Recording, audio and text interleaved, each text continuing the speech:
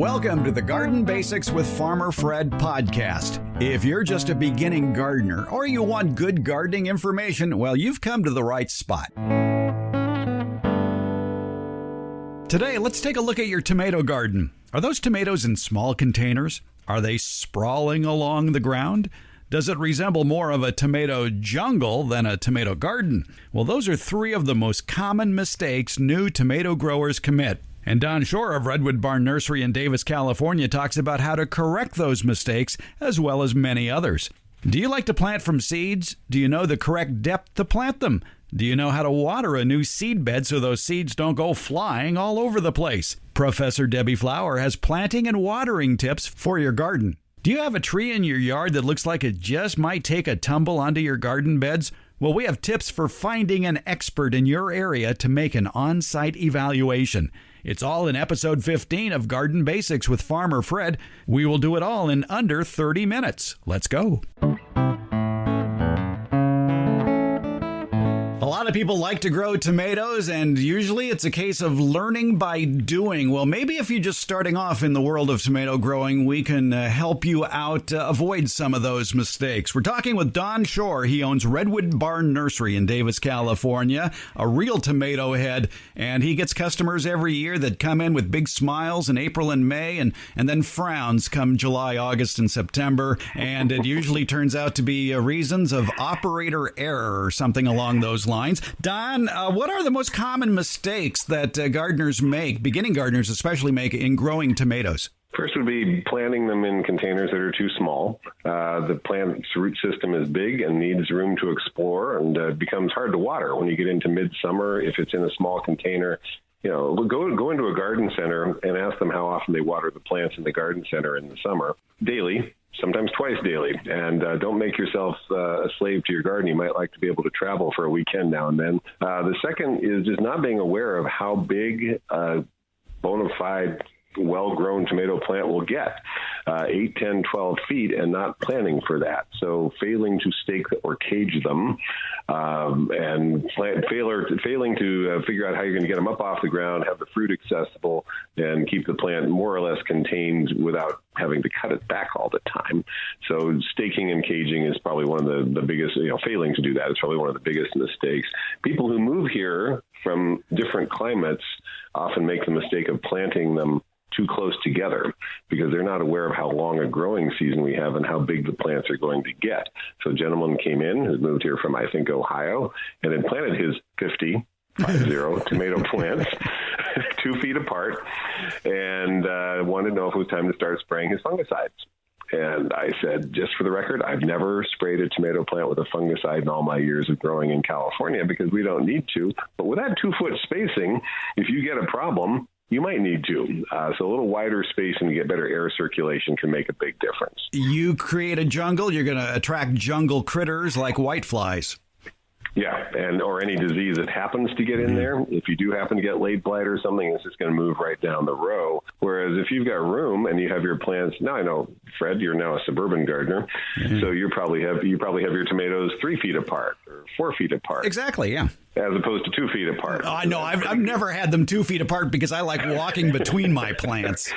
I really wish you'd send me a picture about August of what his 50 tomato plant jungle looks like. Yeah. But I can well imagine. And yeah, if you get whiteflies in there, it's difficult to manage them. Whereas on a plant that you can work around, you can get in, just wash them off with water, whatever you're going to do to manage them. It's just easier to do. So that crowding, failing to stake them, trying to put them in pots that are too small. And then the next step, the next issue typically is how people are watering them. Right. Let's talk a little bit about the diseases that causes many East Coast gardeners to resort to fungicides, and that's high humidity levels and nighttime temperatures that are above 70 degrees, whereas here on the West Coast, nighttime temperatures usually fall into the 50s and 60s and very low humidity, except we can make up for that and cause mistakes that require fungicides if we overhead water with sprinklers. Yeah, we don't get rain in the summer. Rainfall in the summertime is a huge problem for folks who are battling late blight, which is one of the most common leaf and stem diseases on tomatoes back east. We get it occasionally here, and I've had it every so often on a plant. I prune it out. That's that, because the nights get cool. The days are 10-15% humidity. The problem basically solves itself. For those listening in those climates, one of the big steps forward in tomato breeding over the last 5 to 10 years has been the introduction of varieties that are late blight resistant. You look in the catalogs, Burpee Seed Company, Park, all the well-known companies now have late blight resistant varieties. Not a huge issue for most California gardeners, but definitely something to look for if you're listening in a rainy climate, because I know late blight can really devastate a plant. Here, it'll kill a whole branch sometimes. All we've got to do, as I mentioned, is prune that out, and the problem is taken care of. But back there, you start getting into which fungicide rotation are we going to do this summer? And as I say, I've never had to spray for a fungus out here in California. I think you mentioned the word pruning, and a lot of people make that mistake of pruning their tomato plants, and then they wonder why their tomatoes get sun scald. Yeah, you and I have gone around about this, about why people prune. There's no reason, pause, to prune a tomato plant here in California or anywhere else that I'm aware of. And we do know from studies that pruning reduces yield. So that's the first issue, that overall you get bigger fruit, but you get less of it. So if your goal is a market production of tomatoes from hoop houses in Florida, yeah, you might be pruning and training. Here, if you prune, you may open up the plant to sun exposure on the fruit that's developing. We get a 105-degree spell of temperatures, which does happen a few times each summer, and that fruit's going to scorch. So the denser the canopy, the better in some ways to protect the fruit from sun scald, which is way more of an issue, in the Central Valley than it is perhaps in other climates. I always counsel against pruning, and I can't think of any particular reason to do it unless you're trying to train your plant on some specific kind of a structure, or you just have time on your hands. And also tomato cracking can be the result of too much sun as well. Yeah. Now let's talk watering. If there's one more, most of the common mistakes made when growing tomatoes, it's irregular watering, and irregular watering can lead to a whole host of problems. Yeah, and I've learned now that with as many people doing raised planters as planting out in the open ground, I have to ask first when we're talking about watering, are you doing this in a raised bed? Or are you doing it out just in an open garden? I mean, I garden on a farm, and I'm just planting in normal farm soil, and most of my customers are just planting out in the garden in their backyard.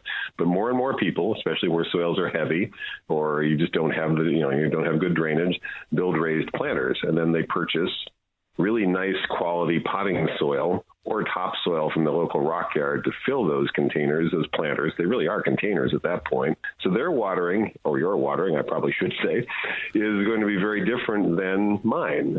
You will probably have to water daily or every other day, at least for the first while in the season, because the soil is so sandy and so fast draining. Whereas out in the garden, you probably have a siltier loam that will hold water. You can get a few days between waterings, or in my case, as much as a full week, if you apply enough water when you do.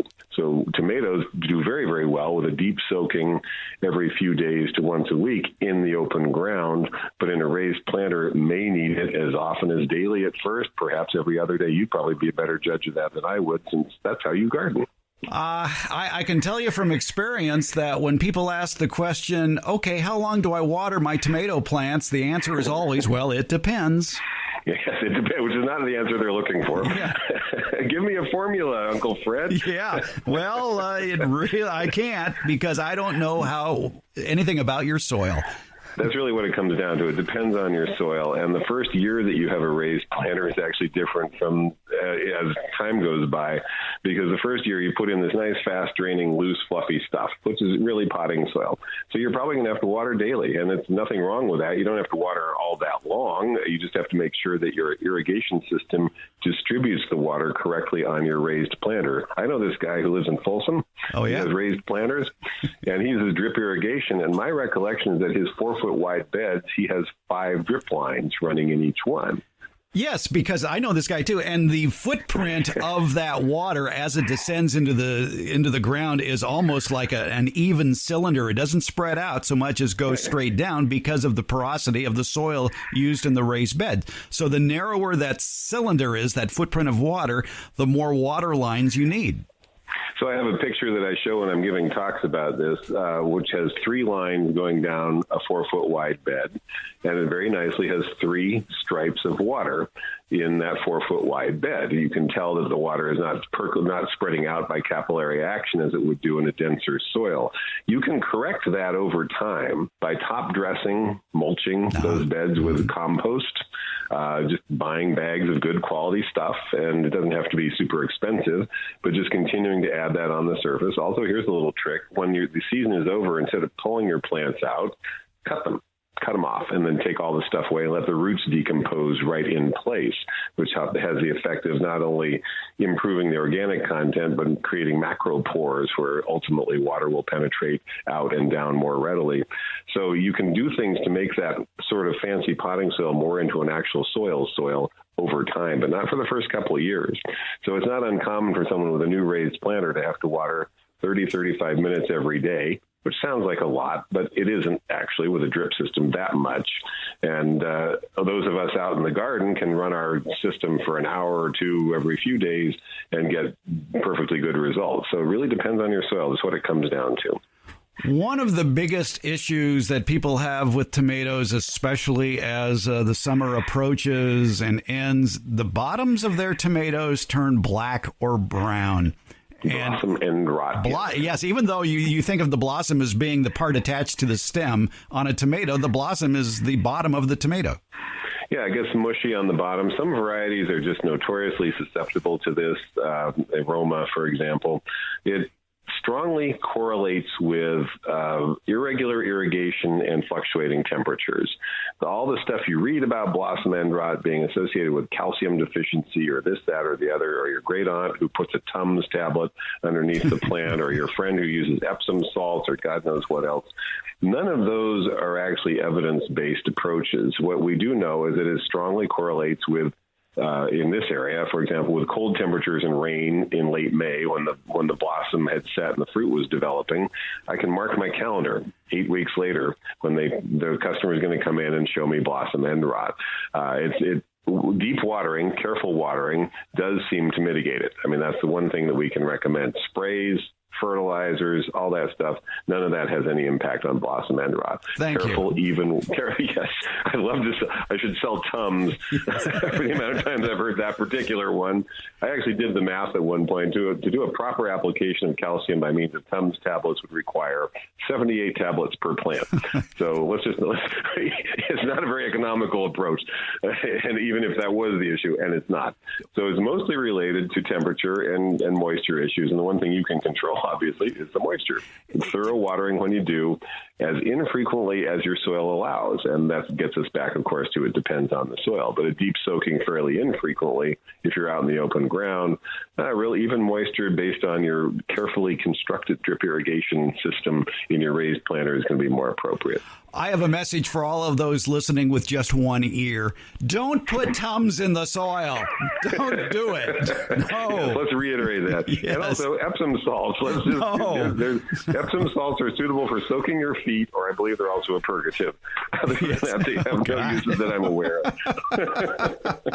All right. Well, if for a nursery that want to try to sell you something, if you brought in a tomato with blossom end rot, they will say, well, it's a calcium imbalance, and I've got this spray here that will add calcium. Yeah. Well, I got news for you. That spray that you spray on the tomato, it doesn't get absorbed by the tomato. It just kind of drips to the ground. And that calcium imbalance, it's due to the roots sort of corking over. They can't absorb the calcium that's in the soil. We have so much calcium in our water that you can see deposits of it on containers in the Davis area, so it's clearly not a calcium deficiency. That appears to have just been a sort of a research direction that was misdirected. They would see what appeared to be a calcium deficiency in the plant, but it is not actually the cause of blossom end rot. I mean, they're not hurting the plant when they spray Folical on it, but it's certainly unnecessary. I'd rather just have you buy something else than buy a nice flower instead of a product that's not going to really do any good.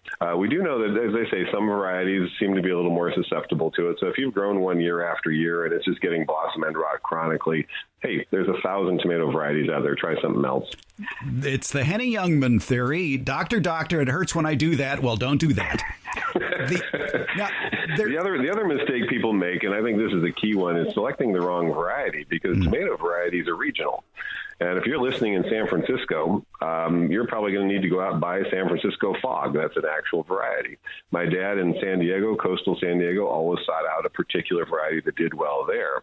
And the mistake we see in the hot interior valley is people walking in and saying, I'd like to grow heirloom tomatoes. Do you have Brandywine? Or, I grew up in Ohio and beefsteak was our favorite tomato. Do you have beefsteak? And I say, I don't sell either of those because they don't produce well here. They grow fine and the blossoms fall off when it's 90 degrees. And it's 90 degrees most days from about mid-June through mid-September here. So those particular varieties, and I'll go ahead and make the generalization that heirlooms in general are not as heat tolerant and not as productive for us here for that reason. They're probably good in the Brandywine Valley of Pennsylvania. I know beefsteak are really big in the upper Midwest. Up in Seattle, if you're trying to grow tomatoes, you better ask what's the good variety for your area and so forth. It really is regional. Well, that brings up the fact that it pays to shop at your local independent nursery to get the best varieties because they're not going to stock anything that doesn't sell or are poor performers. Yeah, and the issue with heirlooms, they're very popular. Most of them are from back east. We don't have heirlooms from California because we haven't been here that long.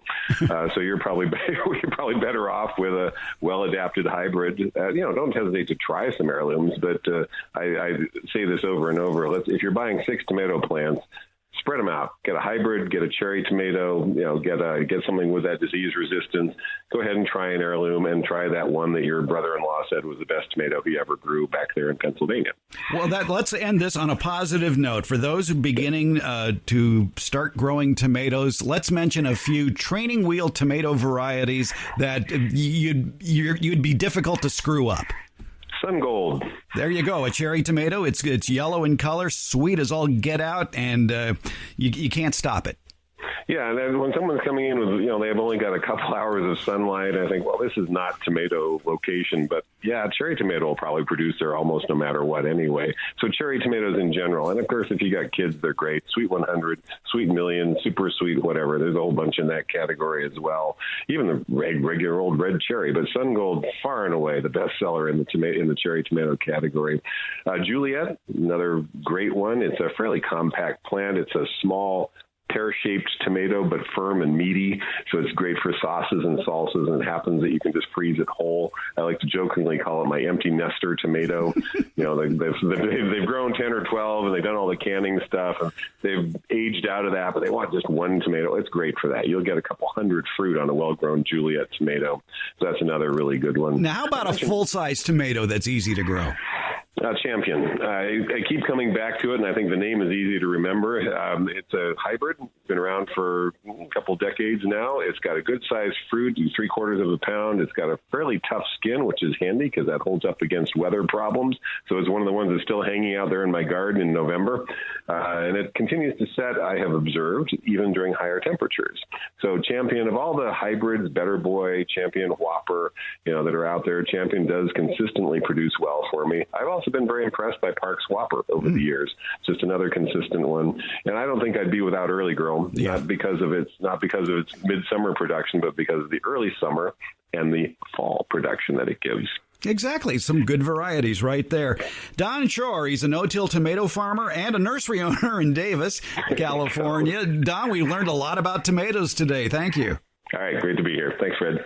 There are several ways to reach us here at the Garden Basics Podcast. Call or text us at 916-292-8964. That's 916-292-8964. Email your questions and pictures to fred@farmerfred.com or post your garden queries at the Get Growing with Farmer Fred Facebook page or at Farmer Fred on Twitter. Let's get to your emails. Gavin in Texas writes in, he says, neighbors are suggesting that our leaning palm tree is in danger of falling. What do you think? Well, Gavin does include a picture of the tree. Gavin, I think I'm in California and you're in Texas. I have no idea what the state of your tree is. It might be worth the investment in giving a call to a consulting arborist to get a professional opinion. They look at much more than pictures. They're going to make that judgment by looking for signs of decay and possible soil upheaval. Whenever you have a question about the health of one of your trees, a consulting arborist is a good choice. Generally speaking, consulting arborists are independently employed. They're not working for an arborist to make lots of money. They just want to give you an honest opinion on the state of your trees. Consulting arborists have lots of training. Many of them belong to the International Society of Arboriculture, and it's their website where you can find a consulting arborist near you. Their website, treesaregood.org. treesaregood.org. And then click on the link that says Find an Arborist. Look for those arborists that have the ISA Tree Risk Assessment qualification. Those are your consulting arborists. But don't let your search stop there. Make sure they're insured, bonded, and have a current business license. So are you going to do a little vegetable planting from seed? That's a great idea. There are so many more excellent varieties available by seed than there are plant varieties at a nursery. I definitely recommend that you try planting at least some of your vegetables from seed. But then the question arises, how deep do you plant them? And how do you water them? Good questions. Let's ask our in-house college horticulture professor, Debbie Flower, how to do it. Okay, thinking of planting some seeds, you probably need to know how deep to plant those seeds, whether you're putting them in a container or in the ground. Depth of seed planting is important. If it's too deep, it doesn't have enough energy for the plant to come up above the soil. And if it's too shallow, it tends to dry out or get too hot and die and not germinate. So you need to plant those seeds at the right depth. The recommended depth, if you don't know, is 2 to 3 times the diameter of the seed. So what the heck does that mean? Well, imagine a bean seed, lay it on a table on the nice flat side. One direction is, let's call it the long direction. Maybe that's a 1/2 inch. So diameter is the distance across that seed. So maybe it's a 1/2 inch one way, maybe it's a 1/4 of an inch the other way. So there's a third diameter, and that's the distance from the table that the seed is sitting on to the top of the seed. So we might take a ruler, put the end of the ruler on the table, have the very first mark right at the table height and measure up. And let's say that's 1/8 of an inch. That's the diameter that we want to count when we decide how deep to plant the seed, the narrowest diameter of the seed. So if this bean seed is 1/8 of an inch in its narrowest dimension, then we're going to plant it 2/8 or 3/8 of an inch deep. That's how deep the hole will be, and the bean seed will sit in the bottom of that hole. There are exceptions, of course. Corn is one exception, but when you are collecting seeds or people are giving you seeds or you're finding seeds out in your yard that you want to try again, use that rule of thumb, 2 to 3 times the narrowest diameter of the seed. That's how deep you plant it. Professor Flower, I have a question. Yes. What if the seed is so small you can't even get a measurement on the ruler? Right. Then sometimes you can, if seeds are very small and you can't really measure them at all, you can put them on the surface. And then I like to use vermiculite to go on top of those seeds. Vermiculite is, you purchase it in a bag. It's a mica. The rock is called mica, and it has been processed, mined, cleaned, and heated to be expanded. It'll hold moisture on top of that seed, which is something seeds need in order to germinate. They have to be remain damp. If they are damp and then they dry out, they die. So they have to remain damp, and the vermiculite will do that. And often if the seed is very small and we're putting it on the surface of the soil, there's a possibility it needs light to germinate. And you don't really need to know that because the vermiculite will allow that light to come through. So you'll have whatever that seed needs to germinate. So just lay it on the surface and cover it with just a coating of vermiculite, or if you want to, just a coating of soil. Should it be moist vermiculite? Well, you always water after planting. That's like a rule. Doesn't matter what you're planting. You always water after planting. What do you water with so that the seed won't be disturbed? Well, I put a a nozzle on the end of the hose. Dram, the company Dram, Dramm, makes a great nozzle. They have a website, and they make. I don't use a mister. The misters are sometimes recommended to put on seeds, to spray the water over seeds, but they're so light that I get impatient. And so I put more of a spray. If I have one of those adjustable nozzles that has flat and spray and all those other adjustments, I use the spray. I stand back and turn the water so it's going straight up in the air and coming down like soft rain onto my seedlings. Not seedlings, they're onto my planted seeds. Don't you get wet if you do that? Not if that... if I use a water wand, which has a stiff, they're about 2 feet long, and they have a stiff metal 2 foot long handle, and at the end is a nozzle. And you want a very fine nozzle.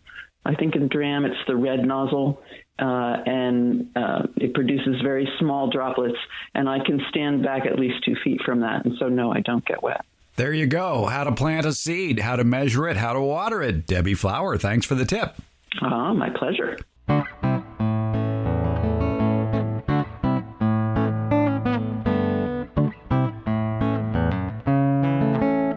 Thank you for listening to the Garden Basics with Farmer Fred podcast. I appreciate your ears. How about a subscription? You can get the podcast wherever podcasts are given away, such as Apple, Spotify, Google, iHeart, Stitcher, and many more.